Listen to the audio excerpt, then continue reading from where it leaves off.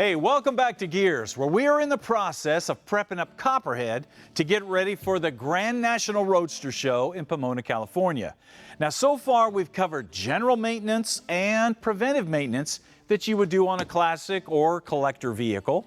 Now we're moving on to repairs you have to make, and that brings us up to the BedWood. And as you can see, it hasn't aged well, but there is a reason for that.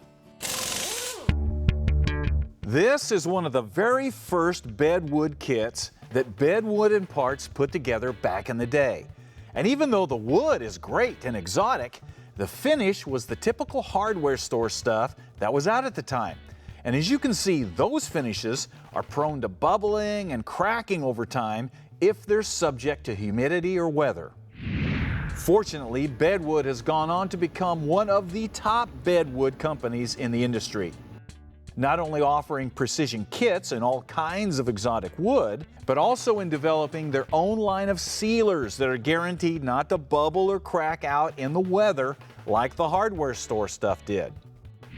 The kits also come ready to install with everything pre-cut and drilled and sealed.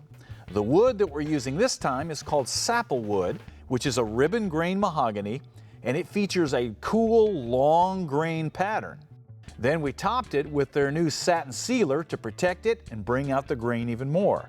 This combination is going to look really good against that copper orange paint.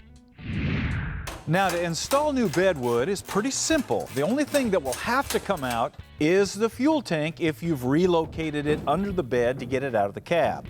Now, having the fuel tank out of the way will give us access to the bolts for the bed strips. Now, one thing to be aware of when you are replacing your BedWood. Even though these kits are designed to fit your bed perfectly, there's no two beds exactly the same, especially if you've added some aftermarket panels. So don't be surprised if you need to do some tweaking, maybe square up the bed a little bit, maybe tweak on the panels or the strips to get everything to fit just right. Obviously, the more time you spend here, the better everything's going to look. Now, to replace the planks, the best way to do it is remove a center one like we've done here, and then remove the panels over to one side and put in the new planks starting at the bed side and working into the center. Then do the same thing on the other side and work your way into the center. That way you can set your gaps as you go, and then when you put in that last plank in the center, everything should line up perfectly. If you do that, it's going to be awesome. And that's it. With a little bit of maintenance and some repairs and updates,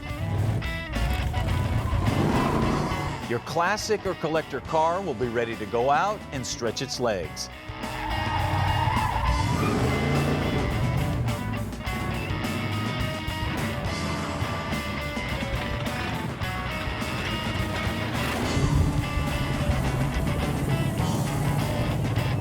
And do what it does best.